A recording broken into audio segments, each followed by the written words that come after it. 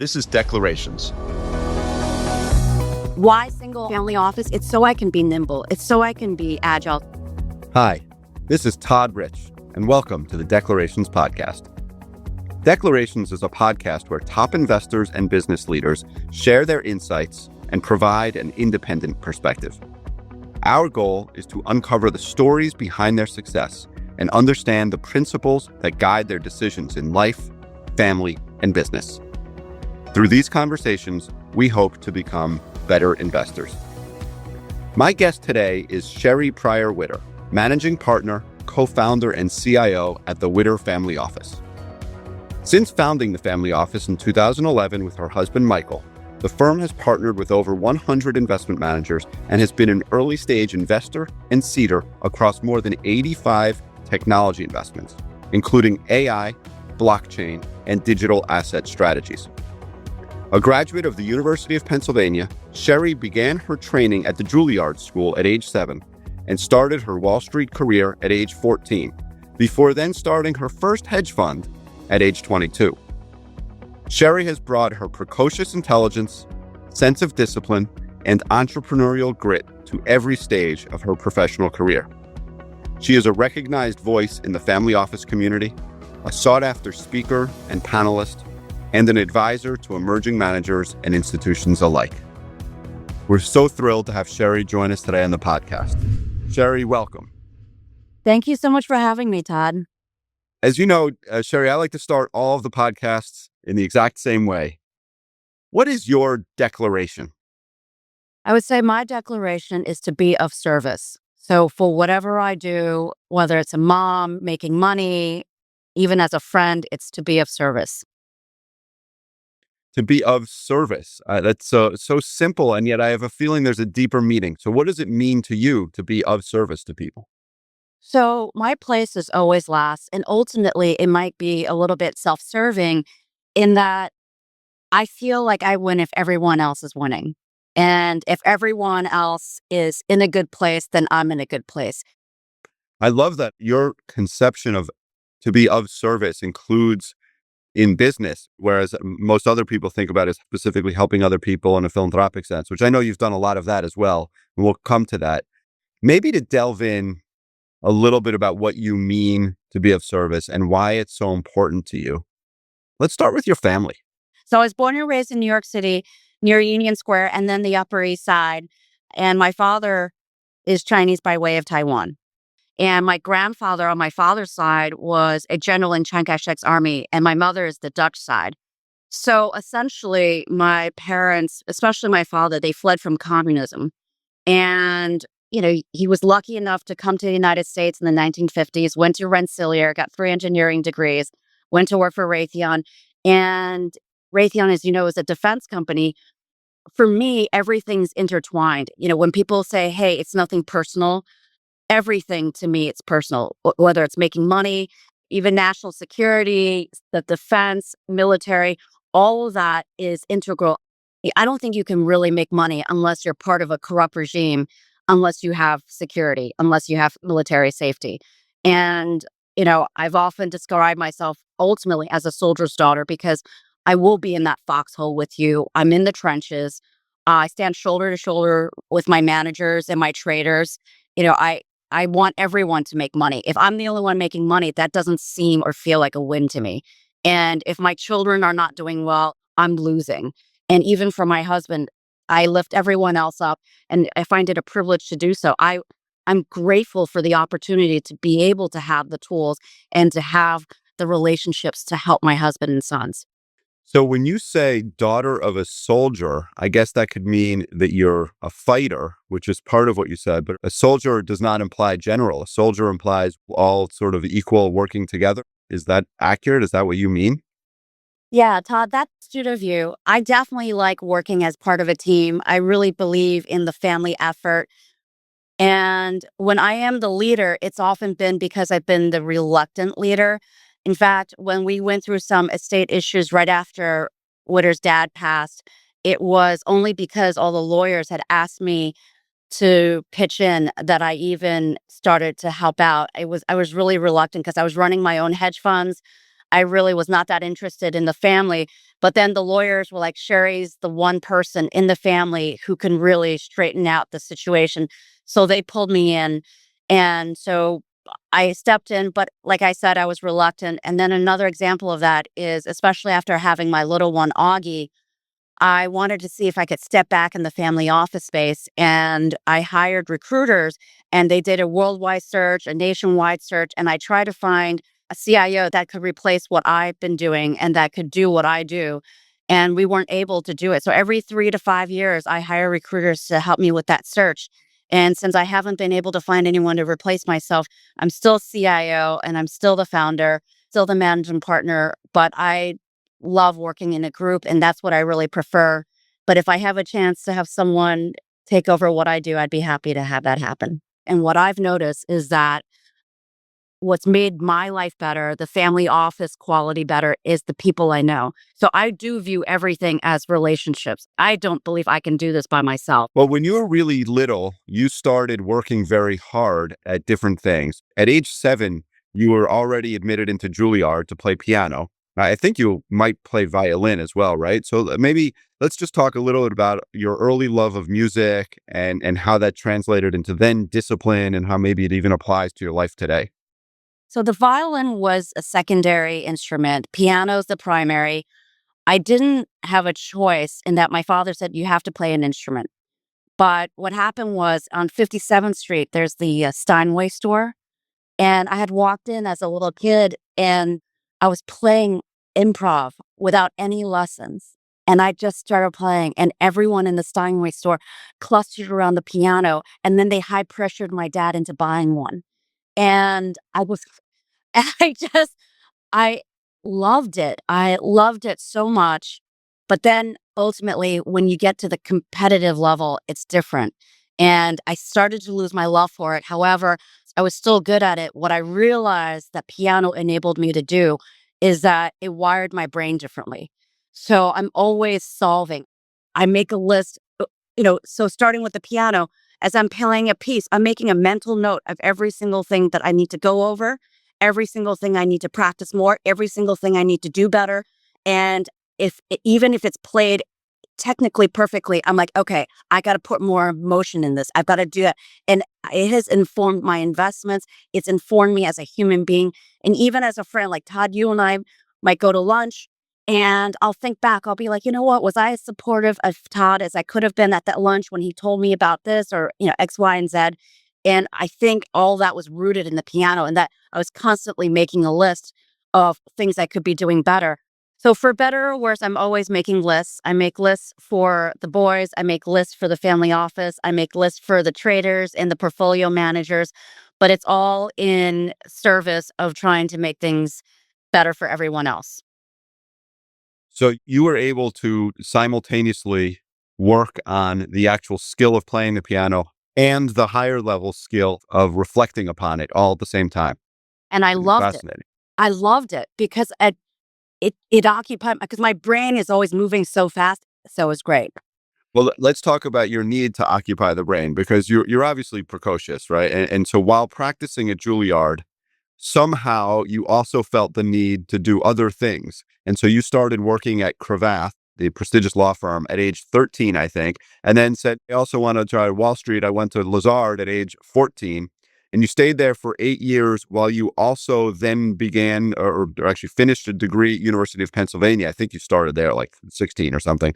Why were you in such a rush? So to be truthful, I was an unpaid intern. I wasn't making money, but it was great experience. Cravath was a short stint because I realized I had too much ADD to really buckle down and do law. And that's why I thought finance would be much better because I love the multiple screens. I love looking at 100 positions at all at once. But what really got me on that path and incentivized me to go was my dad. Like growing up in that townhouse, I'd said, Dad, so and so just got this Miele dishwasher, and I think we should have one too. And he was like, you want a Miele dishwasher? He goes, you're going to have to make the money to pay for it yourself. And I was like, what? And so you got an unpaid internship in order to help you buy a dishwasher? Well, ultimately, my dad paid for it. And I think I contributed because I was tutoring. I was doing tutoring in conjunction But what he explained to me was that for true freedom, he's like, you can always express your opinion, but to really make decisions, you have to make the money. Now, subsequently, I feel like we live in a society where that's not necessarily true. And between my husband and sons, I don't think they always agree with me. So, but my father did train me as if you want to make the decisions, you got to make the money. And I saw the fastest path to making money was going to Wall Street. Now, how did you juggle all of these different experiences, right? Between the piano, the Wall Street, the tutoring, schooling. How did you juggle all that at such a young age and still go deep enough in each one of them to perform at a high level? So I find that using metrics helps me stay on track and it can be incremental for me. So, with regard to performance, if I'm hitting 10% one year, the next year I'm going to jack it up to 12%, then the year after to 14%. And if I have those metrics to hit, that's what keeps me on track and keeps me on target. It really helps that I have ADD. It really helps because basically I'm very hyper focused on one thing and then I'm rolling into another. And that's how I manage. So I never took anything chemically to manage my ADD.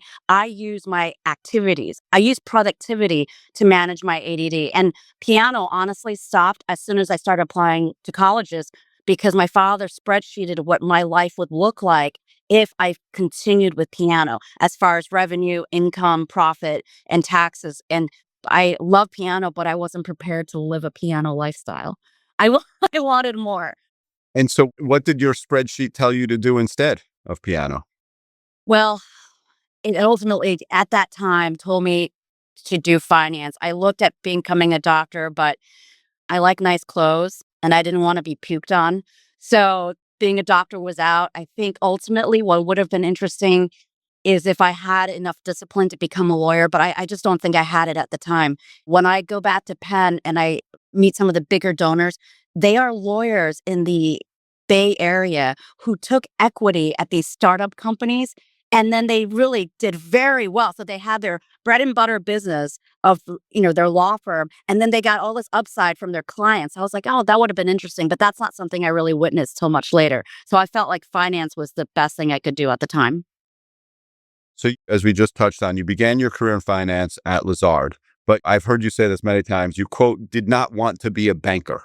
And so you quickly, sort of went to the principal side. You worked, I think, directly with Eddie Lampert, if I remember, at ESL. So if you could explain, what do you mean by I want finance, but I didn't want to be a banker? And then what did you learn at Wall Street and Eddie Lampert's shop? Well, first of all, I don't know if I would have been a good banker. I think it's hubris to say, hey, I would have been an amazing banker, but I decided to turn my back on it. I had doubts at how good of a banker I was going to be. I realized that ultimately I like choosing investments, but also partnering up with talent. And so in investment banking, the time horizon is also longer. Private equity, all of that time horizon is longer than I think my attention span is suited for. And so in equities, everything just moves much more quickly. And I like So public seeing the move. markets, you like the public markets, you like trading. Yes. Okay. And I like seeing every day how I'm doing, depending on the trading strategy, depending on the manager. I have an app or they'll send me an email. I get it from one manager, probably 10 sheets of trades a day, and I see everything and I have a portal. I love that. I like to see my results. I like to get credit. I like to see it. I want it to be tangible. Yeah, so you've spent much more of your time in the public markets. I've spent my whole life really in the private market. So I was struck by that when we first met, and you said that you like to be mark to market every day. You like to know your score, and therefore you became a trader for the reasons you just explained. I've always thought about long-term value creation, so it's clearly a different mindset. Let's just explore, if you don't mind, a little bit more about what it means to you to have this mindset of a trader and how that informs your day to day. So for me, I've been fortunate enough to have a free hand in allocating our assets. So I'm actually strategy agnostic. I've been in distressed debt. I've been in options. So really agnostic. But what that also means is that it's opportunistic. And so I was doing fairly well until about right around the pandemic. And then I started having a more and more difficult time finding opportunity. So at that time, I started to deploy more into the illiquids and venture, private equity, crypto venture. And Todd, I think it's pretty public. I did not do well at all. And I realized I needed to go back to what I know. You think you just went too far afield? It was what they call style drift, or was it something different? I think it's style drift, but I just don't think I was good at it. And I think I had bad advisors. And this is why I go back to how important it is to have a good team around you, to have trusted advisors around you and people you can count on and people whose opinions you trust. I think I just wasn't that good at it. Whereas like with liquid equities, there's something in my gut that I can just feel. And to make 10, 20 bips a day feels very natural to me. Hitting Or, singles. I know that's something you always talk about. I just want to hit singles and doubles. I don't need to try and swing for a home run. I know you've always said that. well, no. What got me into trouble was trying to swing for the home run. Oh, right. Right? So that okay. So you Yeah. learned from that. I Okay. learned from that. Trying to swing for that home run was what got me into hot water. And so, honestly, if you adjust your lifestyle accordingly, if you restructure the family office accordingly, singles and doubles is actually great. And then you're going to be there for your children. Let's come back to that because I think we should probably come back to sort of, you've mentioned the family office and your investment strategy. Let's get to both of those. But first, anyone who knows you, or probably anyone who's listened up to this point in the podcast, should not be surprised that you decided to go out on your own at a very early age, 22 years old, and started your own hedge fund. So maybe just to understand your mindset a little, what were you trying to achieve then?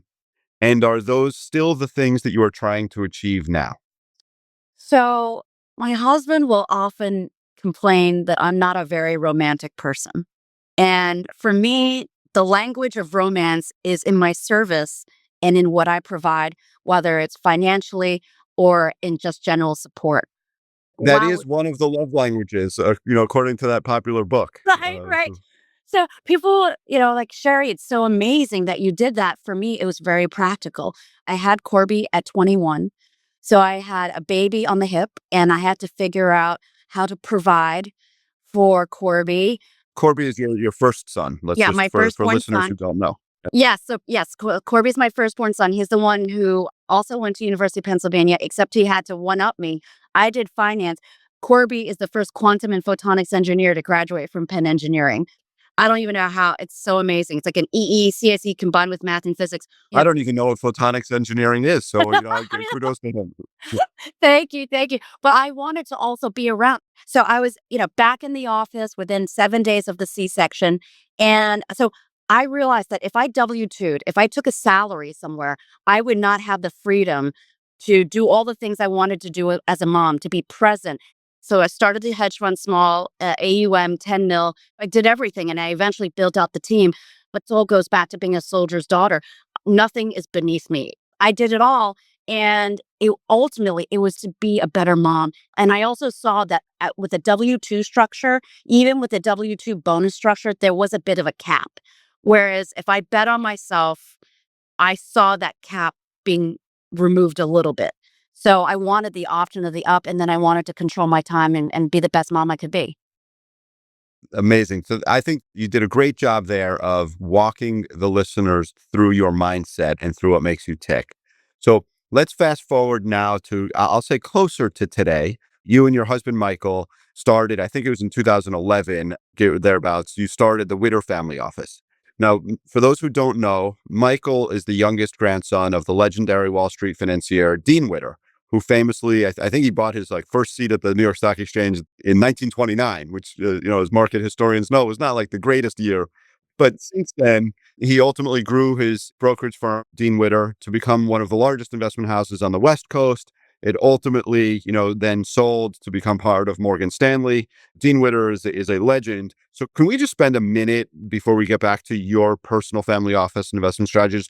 Just let's talk a little bit about the legacy of the Dean Witter name and family and how that informs how you and your husband, Michael, have decided to set out the family office and ultimately make investments in philanthropic endeavors.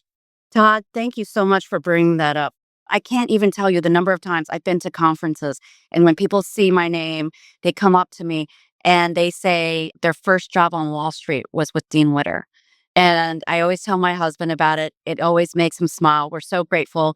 And Dean Witter, the way, part of your question is how it informs my mindset.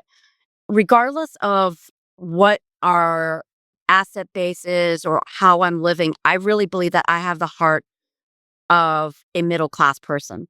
And Dean Witter made his money selling bonds door to door in San Francisco, knocking on doors. He was the first one, some would say, to bring Wall Street to Main Street. Todd, you are spot on. In fact, Dean Witter actually served in World War I before he started the business. And right after World War I, where he served overseas, he started the business, literally bringing Wall Street to Main Street. He was selling bonds door to door, and he grew his business one client at a time. And in fact, he had grown his business from San Francisco, then to California, and then coast to coast by the time World War II hit. And this feeds into our legacy and why being patriotic and serving God and country is so important to us. So he was probably, at the peak of at his business at the time for Dean Witter, but he wanted to serve in World War II, and he had a great relationship with Merrill Lynch, with the founders of Merrill Lynch. And so what he did was he went to his friends at Merrill Lynch and said, I can't run the coast to coast business of Dean Witter whilst I'm serving in World War II. So how about I hand over the operations, the revenues, the clients, everywhere, everything and everyone east of Mississippi. And then Merrill Lynch agreed. I believe no cash changed hands, and they became lifelong friends. But because Merrill Lynch helped Dean Witter out by taking a piece of the business, Dean Witter subsequently became the trigger man and the head of artillery responsible for protecting the San Francisco Bay from getting bombed by the Japanese subs.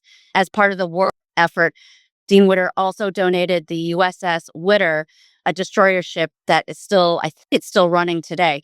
And it's been great for the family to have that lifelong friendship between the Merrill Lynch founders and Dean Witters. And the next success story was my husband's father, Bill Witter, who started the first small cap shop. And he had hundreds of employees. So we are doing something different. In the family office, at our peak, we had 45 employees. Now we are under 10. I really like to allocate to outside managers and traders. So we 1099 most people. But the running theme that still stands true is integrity and honesty and just trying to treat people right. Sadly, it doesn't always mean that we get treated right, but we continue to try. We don't always succeed, but we always try to do the right thing. And hopefully that's the kind of karma that will be bestowed on our children as well. That people will say, hey, your mom treated me right. You need an internship. You got it. Something like that. So one thing we both touched on briefly is that you married into the family, right? I guess you could theoretically define Michael's position as sort of third generation wealth or third generation family office, but you never agree to that. You always seem to call it Gen 1. You always say, Michael and I are Gen 1. What do you mean by that? I actually feel like in the Witter family, it's been Gen 1, Gen 1, Gen 1. And even for my family, my father bought low income real estate in the city and then ultimately converted some of it into Apple stock for me and my brothers, but we're still Gen 1. We would love to have Elon Musk money someday or Jeff Bezos level someday. And it's just not the case. We're definitely in growth mode. So Gen 1 in that we each make our money differently. Each generation has made their money differently. I've chosen to make our money in alts. And not to say that we're not grateful. We're super grateful for all the opportunities it's brought. But every generation has made their own money. And the next generation, I expect my sons to make their own money as well. So why don't we move into, investment strategy? Because you sort of talked about it. You said you like to invest in alts. Sometimes when people say the word or hear the word alts or alternatives, they think immediately of private market investments. But you sort of said previously your preference is actually liquid things where you like to trade. So what do you mean when you say the word alts? So historically, I've done a lot of hedge funds. And I also like to do trades where there's a natural arbitrage. I What do you mean love by that? How can you find those? So carbon credits is one. It's liquid, right? So you can get something for one price and then, you're selling it for so we did that for distressed debt, but that opportunity only lasted about a year. So I probably spend most of my time looking for opportunities, looking for talent, looking for traders and managers, and looking for things to invest in. So we like things that have that natural arbitrage where there's a natural inefficiency in the market. So this especially works out in commodities where you can buy things on the spot and then turn around and sell for a higher price in the futures contract market. And so that works for sugar, that works for grain, that works for coffee. And we're always looking for that.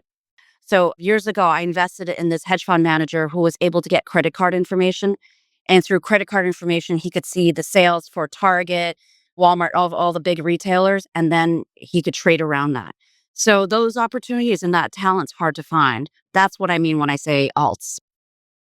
Got it. And as you just alluded to, your family office invests across a remarkably wide range of assets, right? Through all of Mhm. these different hedge funds. You talked about credit card information. Previously, we've talked about some of your experiences with crypto. I know there's also some art, fine musical instruments. How does one think about portfolio construction across such a diverse set of asset classes? So it's changed for me now. I previously, before the last 5 years, my strategy was to go for the best IRR I could possibly get. And it would be The opportunistic. best IRR you could possibly get. Is that what you said? The best returns, the best profits, the best IRR I could possibly generate. And that could include yield, depending on the strategy.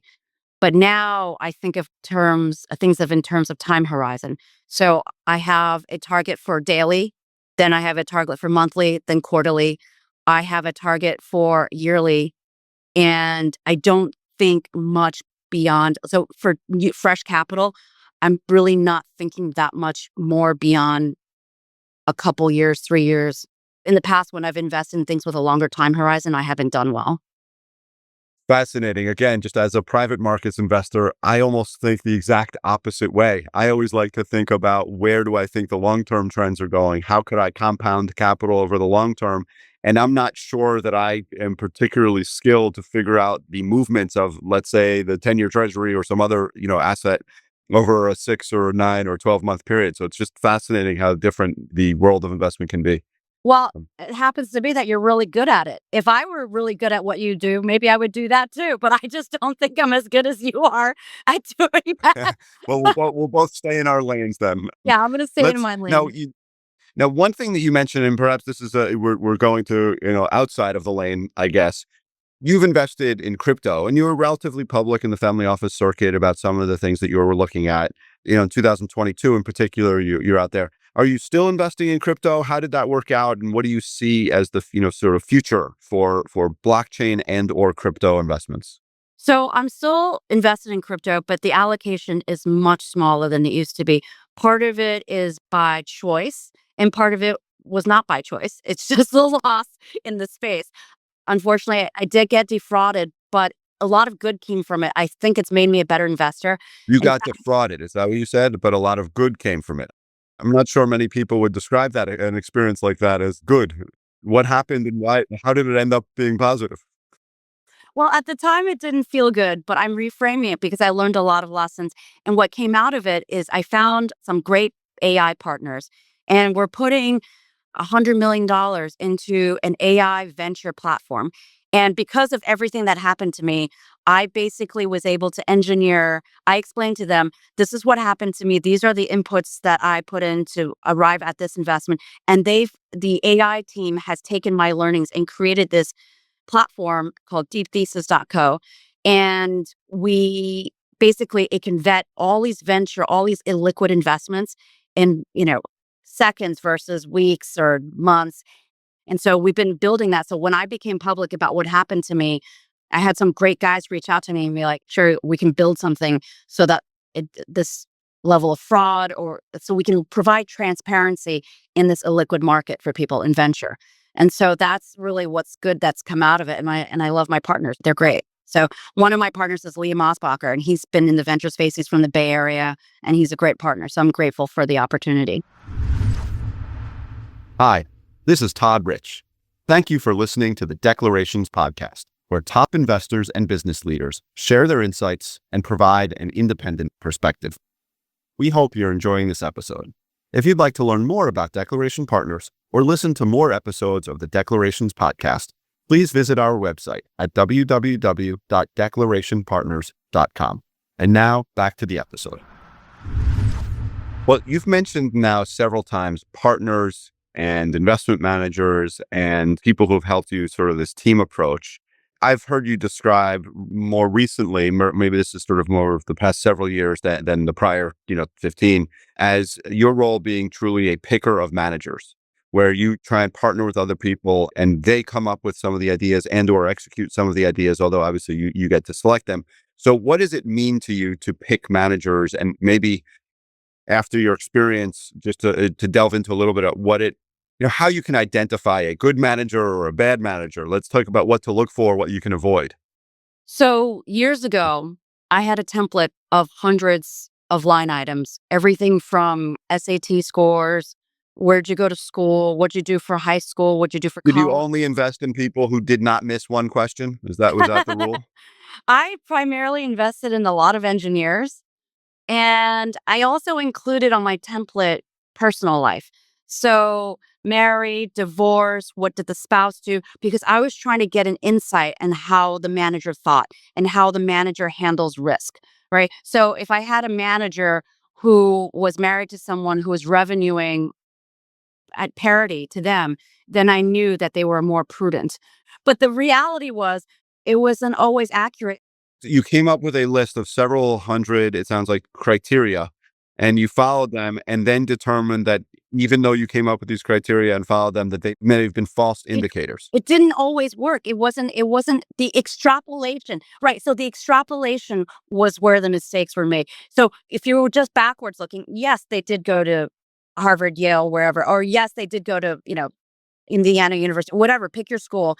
Those things were facts, but it was the extrapolation that provided error. The extrapolation wasn't always there. So you're trying to predict, right? And so what I realized is that picking managers is almost as much of an art as a science, in that I have a God-given gut, I have a God-given intuition.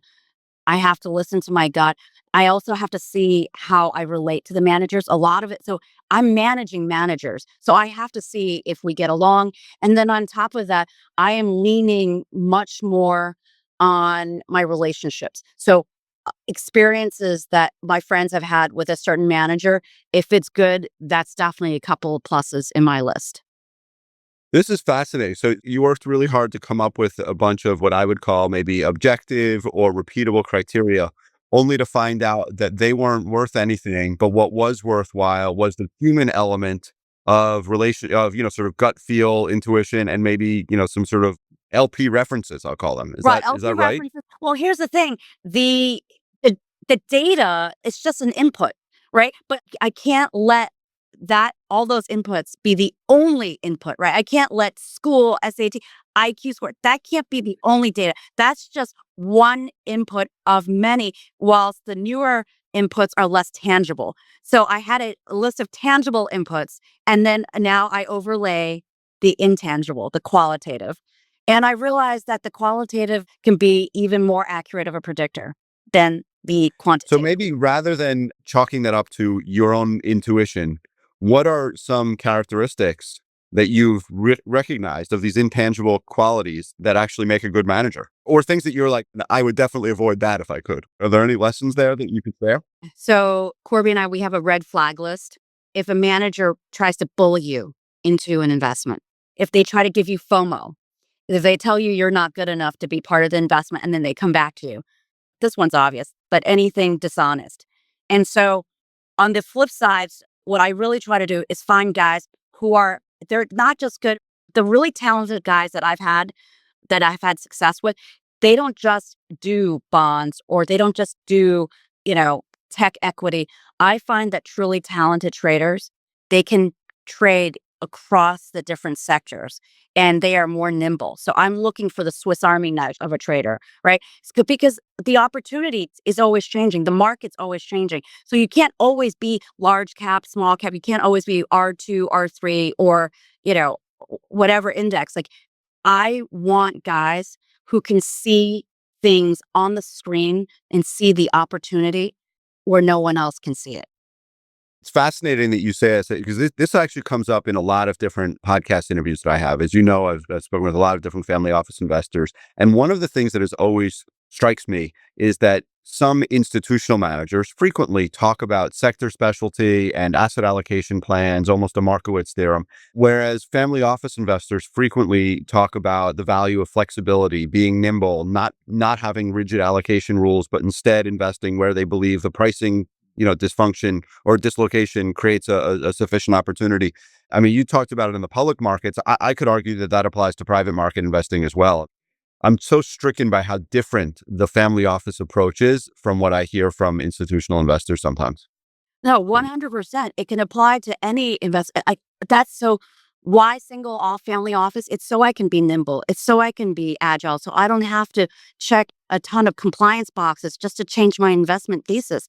I would like to say that I have a crystal ball and I can predict the future, but clearly I cannot. And so I've got to be able to act when things start to go pear-shaped. And I couldn't do that at an institution. This actually leads to one of the things I've always been curious, for someone with your skill set and your talents and, this many years of working on Wall Street and then in hedge funds, you invest in other people's hedge funds, you invest alongside them, and yet you have made the conscious decision to not open your own investment strategy to outside investors. You've only wanted to invest on behalf of you and your own family. And I was trying to think, why would that be? What are some advantages to that? I guess you're answering it in part. Todd, that's a really good question. As you know, I previously managed money for outside assets in my earlier life. In my early 20s and through my late 20s, I actually ran and started 6 hedge funds and strategies, all delivering outsized returns. We ended up giving back the outside assets in order for me to launch the family office. And what I did during the family office years and continue to do is I'm taking a lot of risk to generate outsized returns. I don't know if I'm completely comfortable taking that kind of risk with other people's assets. That said, one of my favorite things about being in the family office space is that we've had an opportunity to collaborate and co-invest with the other family offices. And also recently, I've had some possible opportunities come up where I can remain in the family office space, but partner up with people who invest in a less cowboy way than I do. So veterans of the investment world who have a more conservative view, who can continue to help grow the wealth for the families, and I could be on the family office side and deliver a more holistic view. And so, Todd, thank you so much for asking that question because it's something that I've been asking of myself lately. And despite the fact that we haven't managed outside assets in quite a while, I'm not saying no for the future. As a family, we've been through a lot of family drama. It's not pretty. And so, knock on wood, we're on the other side of it. I'm super grateful for the brand that Dean Witter built. He revolutionized the industry and hired thousands of employees. And he was able to make the lives of so many families better. And we are proud of that. And we want to add to it. And so for the next generation, it was Witter's dad, Bill Witter, who started the first small cap shop on Wall Street. And he hired guys like Mario Gabelli and George Needham. And he was really a pioneer in the small cap space. So for our generation, what we're trying to do all the while showing how grateful we are for the brand that Dean Witter built and that Bill Witter continued to build is to expand on the philanthropy and also support our managers and traders in the alt space. We will always be very grateful for all the opportunities and relationships the Witter brand has brought to our family. The brand is so important in some ways. I mean, you've actually created a logo for the Witter Family Office. And I've looked at the logo. I'm not, sure on a podcast people can hear it, but I'll just say it does have a bull, which I presume is related to investment outlook. And it has a motto, which is Esto Fidelis, which I'm not good at Latin. I think it's, be faithful or be loyal. What are you actually trying to communicate or achieve with that logo and with the motto? I love that you think I created it. That's such a compliment. It's actually the Witter family coat of arms. Okay. It's from the From when? From how long ago? 1100s. So, Oh, gosh. yeah, no, it's the Witter coat of arms. And so technically my husband's royalty, but I asked him, I go, does that pay tuition? He was like, no. So I don't even know what it Uh, means to have. we don't have royalty in America. Todd, you're absolutely right. In America, instead of royalty, we have billionaires and centimillionaires and decamillionaires. And I think that's way better than royalty. But I'm glad you brought up the bit about the coat of arms because we're super proud of the legacy and the history of the royal family. And in fact, the accent signifies the Witter family service to the King of England. And then the bull signifies virility, courage, bravery, and being forward. And so you're absolutely right about it being bullish, I being wasn't positive. wrong. I thought the book was about being You're market right. positive. Well, as I an think you outlook. can overlay it, right? Depending on what era and time, right? It could have been hundreds of years ago. Well, let's go back then. You said one other thing that was interesting. You said that you and your husband like to help and be of service to other family offices. I know you've done this. You sort of consulted, perhaps your husband as well, have consulted or advised different family offices, often as they launch, following a liquidity event. So maybe just from your experience doing that, what are some common mistakes that newly wealthy families sometimes make when either setting up their investment infrastructure or otherwise creating a family office? So my husband's really on the philanthropy side, and we don't really, I mean, it's not a business for us. It's not commercial for us. So it's really passion. He consults on the philanthropy side. And for me, I try to advise as best I can, but everyone has a unique situation. I think the most common mistakes is how you structure the family. I really feel like it's the people who made the money who should have the say, but we all love our families, right? So you want to give everyone an equal say. And I see that being a mistake. Also, I've only seen one family do this, maybe two families, but I think there should be a mandate in every family to have an in-house, meaning family member, be legal, be accounting, and be finance. You need someone that's on this side of the wall. Because of everything we've been through, we find that it's very difficult to find good trustees. It's very difficult to find trusted lawyers who are not going to pay themselves a lot of fees. When you have a family office and you have all these assets, I think it's very easy to lose track of what's going on with all the investment and professionals you're employing to help you manage. So your solution is that if you become wealthy enough to have a family office, either you or your child should become an accountant? Was that, was that the You solution? just have to have someone you trust. So what you're really touching upon, though, I think, is that managing a family office, maybe this is a misconception. It's not just about the investments, right? It's in many cases, it's also about the interpersonal dynamics, the family dynamics, which are sometimes quite complex. So how do you think about managing those dimensions sort of together? You have the business or investment side, you have the family dynamic side. How do you square that? Very intertwined. I think it's a mistake to think of it separately. Even as a family, it's how you manage your family. So I have a couple brothers, and one of my brothers is, a fund manager out in LA and SF. But my baby brother, he was at Evercore, now he works for the city. So everyone has a different interest in the Witter family. There was really no one interested in the business. So you have to go on a case by case basis, and you can't force someone to do something they don't want to do. But if they're not interested, then they shouldn't have a vote. That's really what it should be. If you want to keep running the family business, they have to want it. I think it's a huge mistake to give voting rights and power to people who haven't earned it. I think it's a huge mistake. So how do you determine whether or not a family member is quote unquote earning it? Is it based purely on revenue or wealth generation, or is it based on, having a focus on philanthropy or something else? Like, what are the elements? Or maybe it's different in each family. I think it's going to be different in each family, but even with your own children, like who's got talent for what, right? You can't put a square peg into a round hole, but if someone's really good at investing in art, maybe that'll be their vertical, right? Or if someone is going to be the lawyer and they're going to help you look at all the documents, that's value, right? So being willing to tie a value to whatever skills and talent that family member has. So if that person's, legal, you don't want them working for free. You got to compensate them and then you give them equity. It's just like with anything else. You've got to incentivize them to be part of the family office. Got it. That's really your point, I guess, is you're trying to create an alignment structure, so to speak, such that people choose to apply their own skill set to the, greater good.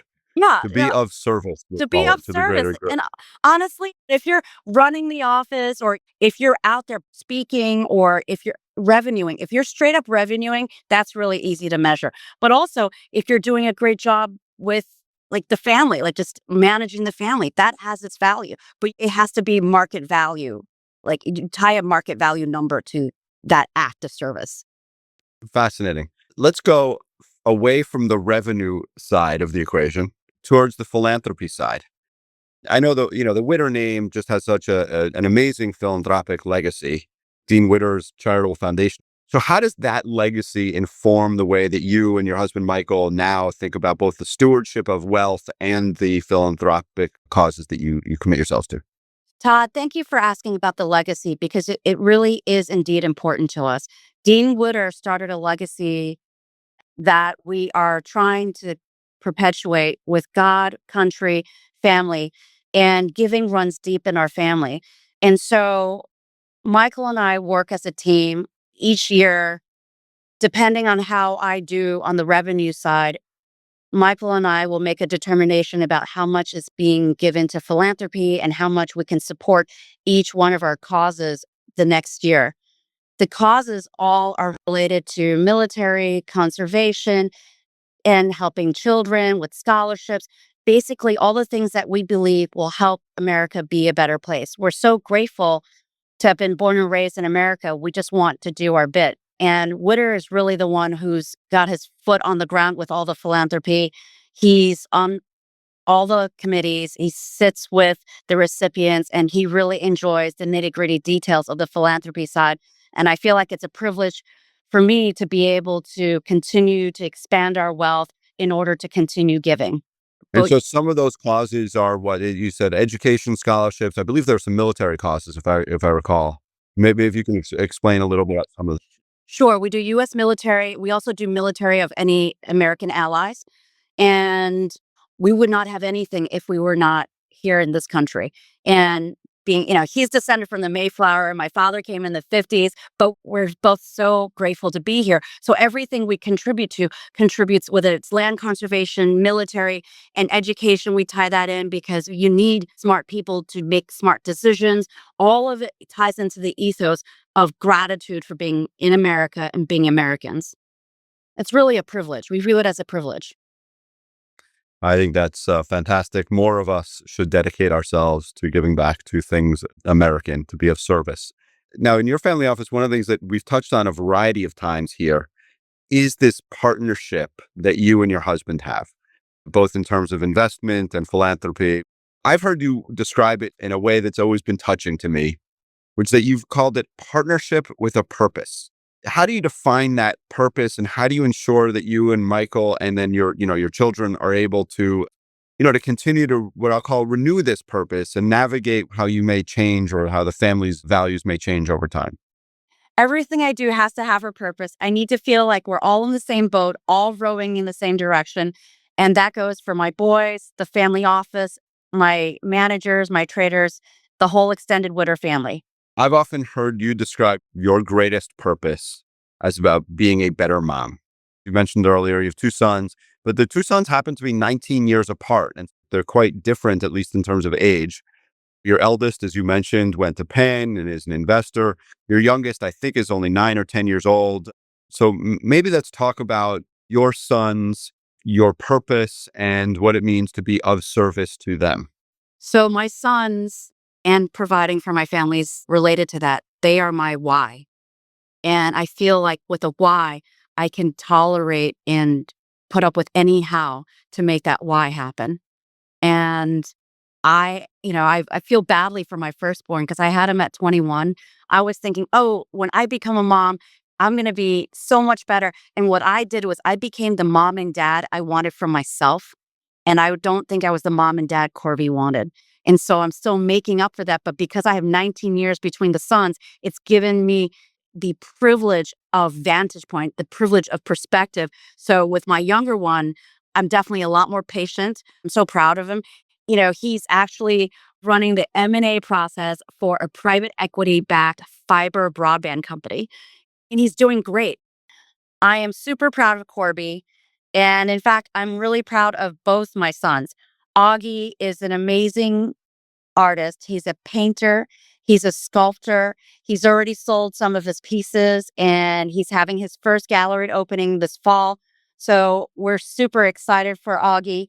And I have to say that Corby definitely made me a better mom because of everything we experienced together. I was such a young mom, but having Augie has made me a better mom for Corby because as Augie and I are going through experiences at age 3, at age 5, at age 7, it reminds me of things I could have done better with Corby.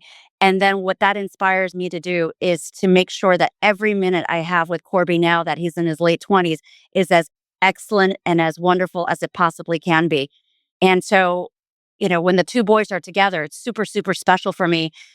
We were just down in Soho for lunch at Corby's friend's restaurant, Crazy Pizza, and the two boys were sitting next to each other. Without planning it, they were both wearing white shirts, and we took some photos, and they looked so sweet together. And that photo means a lot to me, and it's definitely going into our Christmas card this year. Well, now you've talked about how your parenting has improved with the benefit of perspective. I want to delve into a somewhat sensitive topic, which I know you've had some health issues in the past. Which, first off, let's just say I'm super glad you're doing well and everything is going great. And on a personal level, I mean that sincerely. I wasn't sure if you wanted to touch on any of that experience, 'cause I know maybe this is, again, not trying to be too personal, but I know from some of our conversations that some of that experience might have helped you reflect about what it means to be better for your younger son in particular. And so maybe just if you could share a little bit about how your thought process has matured or evolved from that experience. Of course. And first and foremost, Todd, we were talking whilst I was in the throes of my health struggles with the various tumors and things like that. And you wished me well. And I came back, I called it a gratitude tour because I'm convinced that you sending me good thoughts and sending me support, offering to connect me with doctors, I'm convinced that that really helped me. So thank you to you, Todd. Thank you. I'm so grateful. I, I, Um, I did very little, but I'm glad everything worked out. thank you. Todd, whatever you did worked. So I'm super grateful. As far as how I'm feeling now and the perspective that's changed, I'm much more spiritual than I used to be. I have an urgency that I didn't have before. And I wake up every morning really grateful to be alive. I'm always thinking about what can I do for Corby, for Augie, for the boys, for the family office today? What can I do today to make money? And I have a different view. I think I used to look at my longer term goals and be really anxious to accomplish my longer term goals. Whereas now I'm more micro urgent and macro patient, meaning I think about what can I do today? What's in my control today? And then I hope that if I do everything as best as I can today, that will take care of the future. You've also internalized some of this gratitude, right? Or actually into practice. If I remember, I think you started writing over the past several years a gratitude journal. You said that it made you both a better investor and a better person. So maybe if you can just explain how has that practice shaped your life and come back to investing? How has it shaped your investing? So 100%, I use this app called Iwi. It's IYWI. It's if you work it. It's actually for people in recovery. I know the founders and I know the team, but I use it. I'm not in recovery. I mean, I guess I'm in recovery from my own life, but I'm not in alcohol recovery. It's a mindful app. So what happens is there's a portion of the app where you can punch in gratitudes every day and it prompts you to punch in those gratitudes. I don't think I would be that disciplined without this app. And so what I do is I punch in the gratitudes, but it forces me to also be mindful of everything that happened that day and then my learnings of that day. And then there's also a feature on the app where you can go through and you can see all your gratitudes from beginning, whenever you started day one. And it's caused me to be just in general more in tune with my conversations, in tune with my relationships, more in tune with my traders and managers. I've learned to pick up if my managers are not feeling good about the market, if they're not feeling as confident. I've learned to pick up the softer cues, the human cues of like, maybe I shouldn't push them to put on the leverage on that trade. Cause I used to, they call it, they're like, Sherry, some of the guys would be like, easy there, cowboy. Cause I'd be like, we feel good. Let's love her up. No, not let's not love her up. That's what I've learned. So, but this Iwi app, so like the things that I'm grateful for also informs me on how to be a better person, a better investor. I'm better with my managers, my traders, and I feel like because of all those things, more opportunities are coming to me, and investment opportunities. I'm looking at rare earths right now, family office opportunities. Without this app, I don't think I would do it every day, and it's quick. So it sends you a reminder, and it keeps bothering you until you fill it out. Well, and you're grateful for that. That's good. Well, Sherry, I am grateful for this conversation. It has come, though, to the time where we have to go to our closing questions. So, what book most influenced your thinking or personal development? So until about 5 years ago, it was probably Meditations by Marcus Aurelius.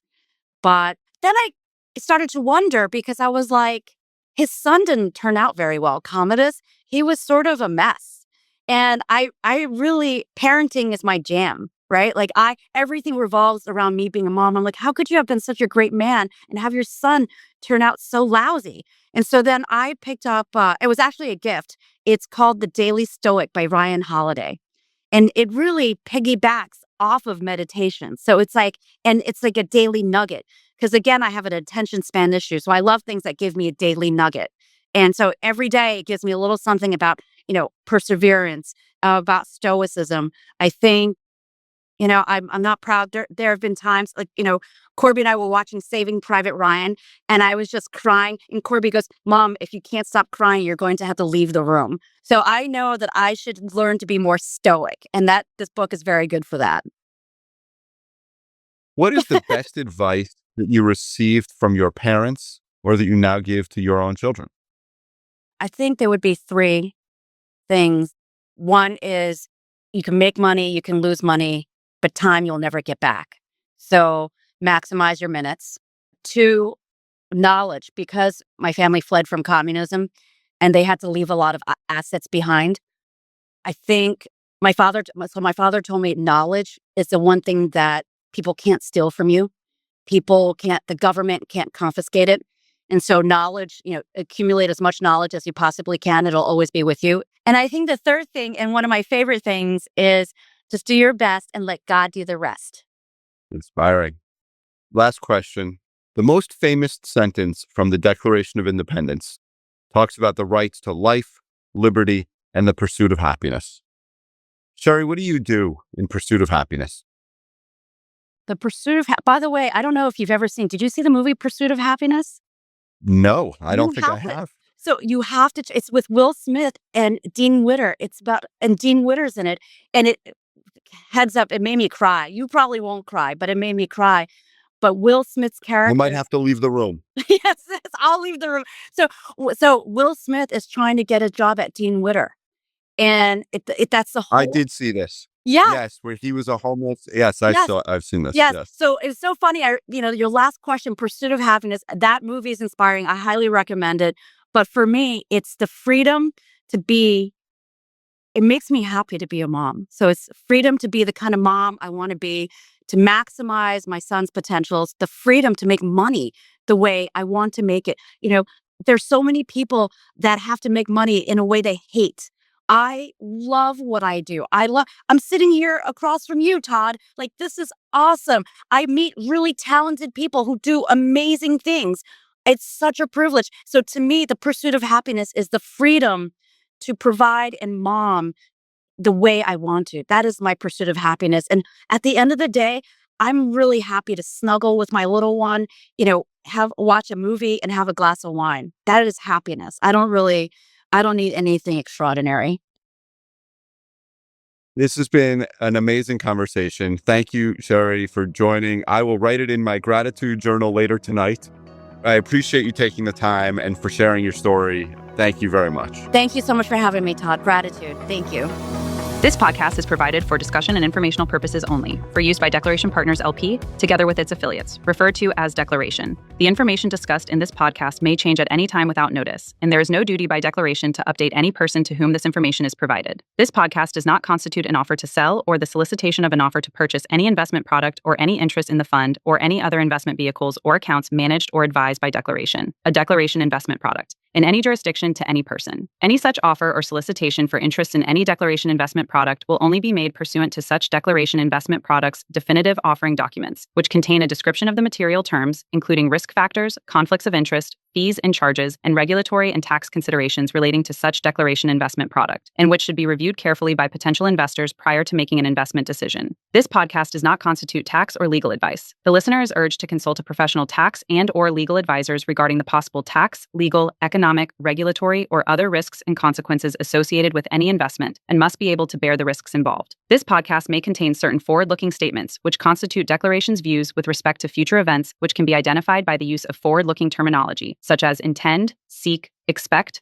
target, project, or endeavor. These statements are made based upon such views as they exist as of the date herein. There is no assurance that such views are correct or will prove, with the passage of time, to be correct. Actual events or results may differ materially from those contemplated by such forward-looking statements as a result of factors beyond Declaration's control, including, without limitation, any disruptions in global, regional, or local financial, credit, or real estate markets, acts of God, fire, hurricanes, tropical storms, floods, earthquakes, or other natural disasters, outbreaks of an infectious disease, pandemic, or any other serious public health concern, war, terrorism, labor strikes, electricity shortages, or other national or local emergencies, or any combination of the foregoing. David M. Rubenstein is an anchor investor in Declaration Partners Real Estate Fund II and is not an employee of Declaration. Neither the U.S. Securities and Exchange Commission nor the Securities Regulatory Authority of any state or other jurisdiction has passed upon the accuracy or adequacy of this podcast. No compensation has been awarded to any speaker for statements made that are either testimonials or endorsements. However, certain speakers may be current or former investors in certain Declaration investment products and may receive reduced fees, priority terms, priority access, co-investment rates, among other preferential treatment, which may pose a conflict of interest. Certain speakers may also be affiliates and/or service providers that receive compensation from Declaration for services provided in their service provider capacity, but have not been compensated specifically for any testimonials or endorsements made herein. The views expressed in this podcast by either the guest speaker or the host are their own and may not reflect the views of their firm or its affiliates or of Declaration. The comments made are for informational and educational purposes only and should not be considered investment, legal, or tax advice, nor a recommendation or offer to buy or sell any security or investment product. Any references to advisory services, private investments, or wealth management practices are general in nature and not indicative of future results. Past performance is not indicative of future outcomes. Examples and observations shared by the guest speaker are illustrative only and may not reflect actual client experiences. Listeners should consult their own professional advisors regarding their individual circumstances. The guest speaker may have professional relationships that could present potential conflicts of interest related to statements made by the speaker. Consequently, from the foregoing, no reliance whatsoever should be placed on this podcast, and no decision, including any investment decision, should be made based on this podcast or on the information contained herein.